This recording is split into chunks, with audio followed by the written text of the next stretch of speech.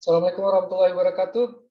Apa kabar semuanya? Saya akan membagikan pengetahuan soal parenting dan hubungan rumah tangga. Tapi catatannya adalah ini pengetahuan untuk kita pelajari bersama dan jangan buru-buru menyimpulkannya. Termasuk jangan juga asal menuduh. Di hari-hari ini teknologi semakin canggih sehingga bisa kita pastikan apa yang bisa kita lakukan untuk mendeteksi perubahan-perubahan perilaku yang terjadi pada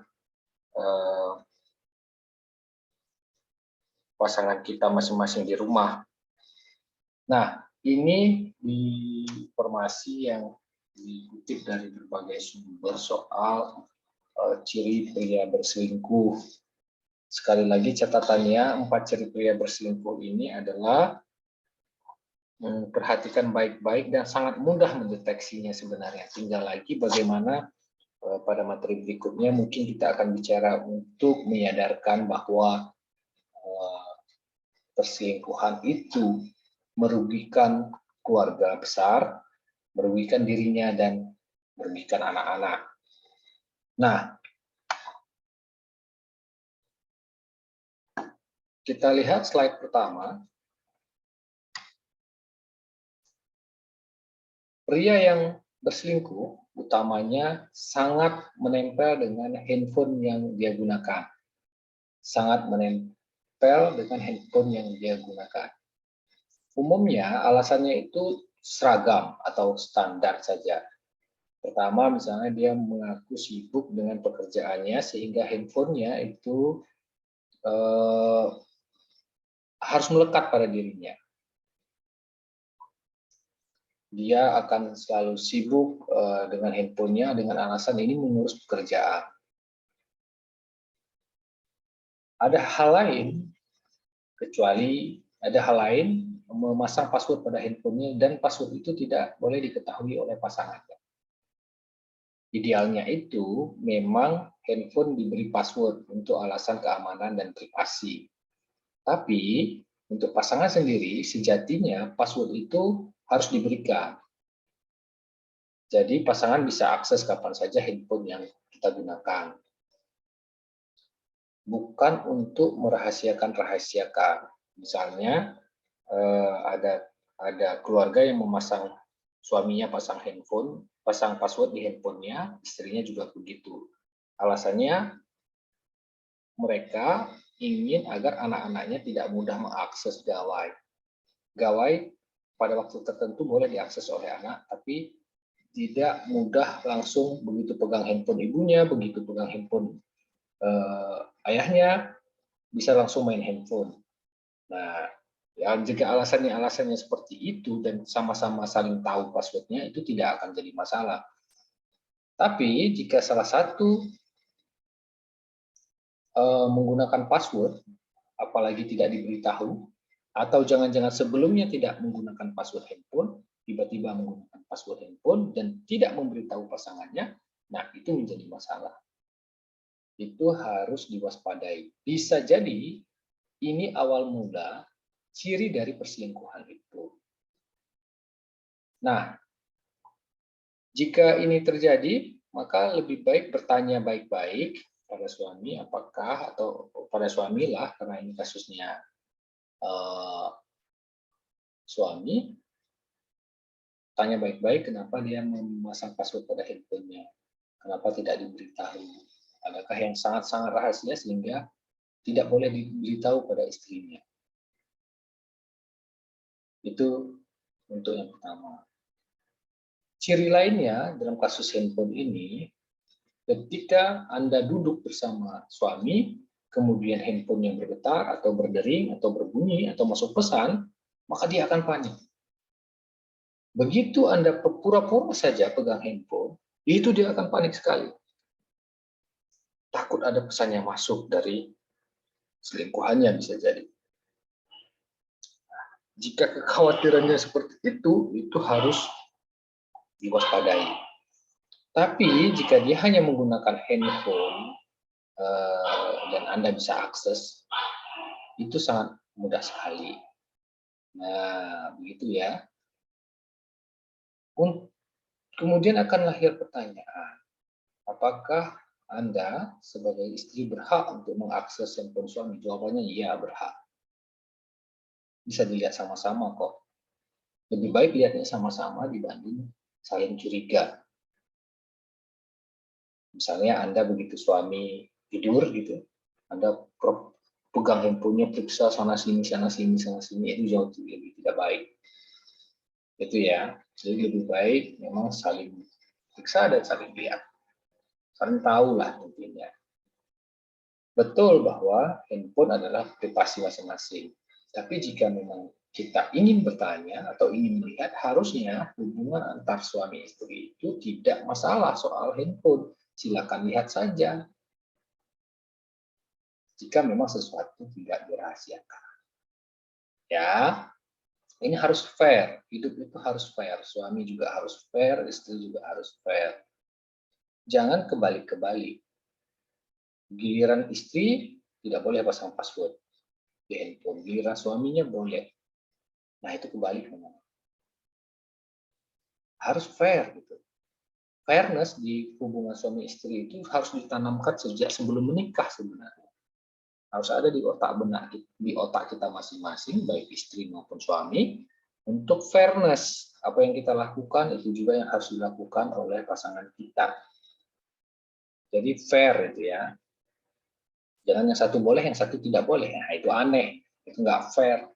Tarik ke diri sendiri, bagi bapak atau ibu yang mendengar konten ini, tarik ke diri sendiri. Apakah baik misalnya aku memasang password handphoneku, tidak aku beritahu pada istriku, sedangkan dia kularang untuk memasang password. Tarik ke diri sendiri. Bagaimana posisi istri itu ada di kita?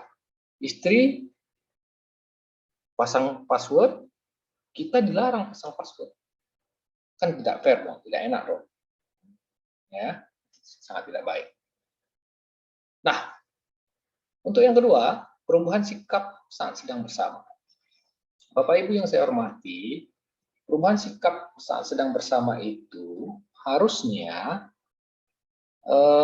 menjadi ciri awal dari perselingkuhan. Kecuali ada pengecualian, Anda tahu bahwa suami Anda ini sedang dalam posisi tidak baik-baik saja. Usahanya sedang bangkrut misalnya, atau lain sebagainya, ada masalah lain yang dipikirkan oleh suami. Tapi jika kondisinya normal, tidak ada masalah dan lain sebagainya, maka perubahan sikap saat Anda sedang bersama, misalnya tiba-tiba dia mengkritisi Anda sebagai istri, kemudian emosional dan sering terjadi pertengkaran pada hal-hal kecil, kemudian defensif soal perselingkuhan, menuduh Anda yang berselingkuh, atau tidak bisa memberikan jawaban yang meyakinkan setiap kali Anda bertanya tentang hubungan lainnya di luar pernikahan, Anda perlu mewaspadai inilah ciri kedua dari pasangan yang berselingkuh. Ya, biasanya manusia itu akan membangun alibi-alibi, akan membangun argumen-argumen yang sesungguhnya itu dia sendiri yang melakukannya. Misalnya, dia berselingkuh kemudian menuduh istrinya berselingkuh. Padahal itu untuk menutupi kesalahan dirinya sendiri. Gitu. Manusia itu jarang sekali mau menerima kesalahan. Padahal dia jelas-jelas salah. Maka ini harus diwaspadai yang kondisi-kondisi perubahan sikap saat Anda sedang bersama. Misalnya ini, baru saja siap makan malam, masih di meja yang sama, tiba-tiba emosional, dan mulai bertengkar pada hal-hal yang nggak penting sebenarnya. Nah, itu harus Anda perhatiin baik-baik. Ya. Yang ketiga, ini yang paling serius saya pikir, penurunan gairah seksual. Suami yang selingkuh juga dapat menurun gairah seksualnya pada istri. Karena pemenuhan kepuasan telah didapatkannya di tempat lain. Suami yang selingkuh juga bisa disebabkan karena gairah dia terlalu tinggi sehingga ia merasa tidak cukup bila berhubungan dengan istrinya saja. Hal ini umumnya tidak melibatkan ikatan emosional dengan selingkuhannya, seperti dalam hubungan one night stand atau saat menggunakan jasa pekerja seks komersial. Jadi tidak ada hubungan perasaan di sana. Semata-mata kalau pemicunya perselingkuhan itu dari tingginya gairah tadi itu, maka tidak ada soal unsur main hati di situ. Hanya unsur pemenuhan kebutuhan saja. Dan dia merasa tidak cukup dengan satu orang. Ini kembali soal keimanan sebenarnya. Ya kan? Kalau imannya baik tentu tidak terjadi begini. Tapi praktiknya di seluruh muka bumi ini ada perilaku yang seperti ini. Jika gairah seksualnya menurun misalnya 3 kali sehari sebelumnya, Anda sudah bisa waspada. Tiba-tiba misalnya 1 minggu 1 kali pun tidak pernah. Nah itu perlu diwaspadai. Ya. Terakhir ini sering berbohong. Jika suami awalnya lurus-lurus saja, semua bercerita tentang Anda, kepada Anda, dan lain sebagainya, tiba-tiba dia mulai berbohong, atau dengan ciri-ciri lainnya itu tidak ingin pergi bersama-sama ke tempat umum, enggan melakukan aktivitas sama-sama, misalnya tidak mau ke mall sama-sama, atau tidak mau makan bareng, terus sering menuduh Anda berselingkuh, lebih tertutup atau tidak mau menceritakan masalahnya, atau Anda merasa banyak hal yang dari cerita suami ini tidak benar sebenarnya.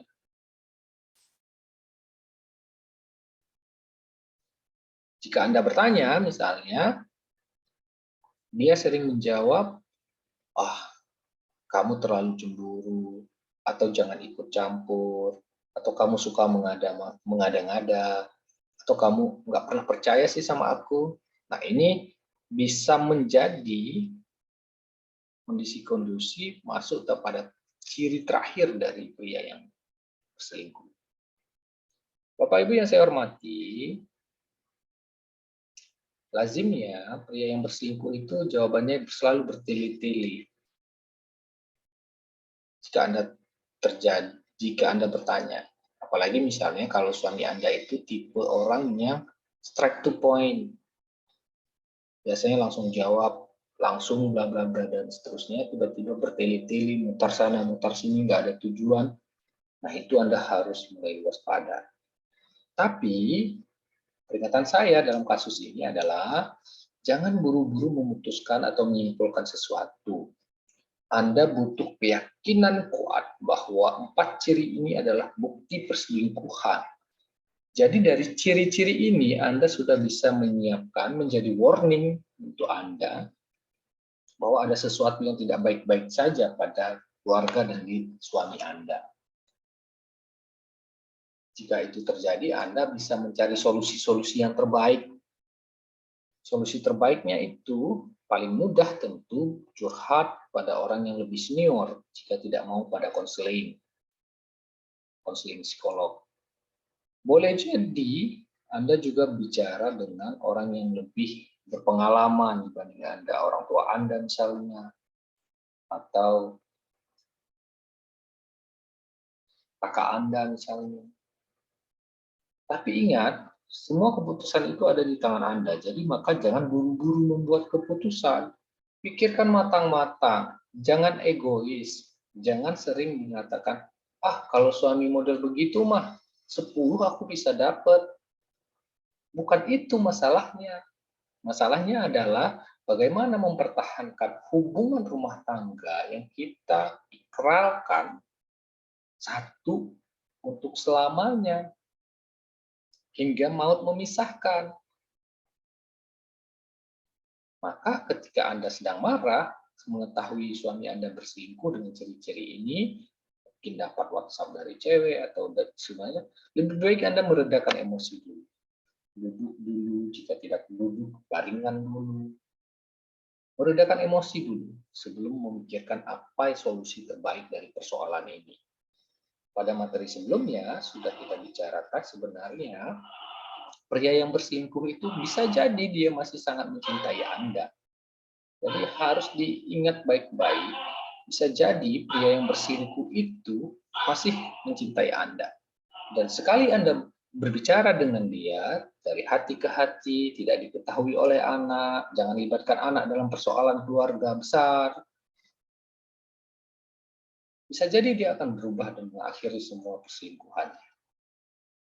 Nah, sekali lagi catatannya, 4 ciri ini menjadi warning pemanasan saja agar kita lebih worth it, lebih waspada terhadap ciri-ciri perselingkuhan.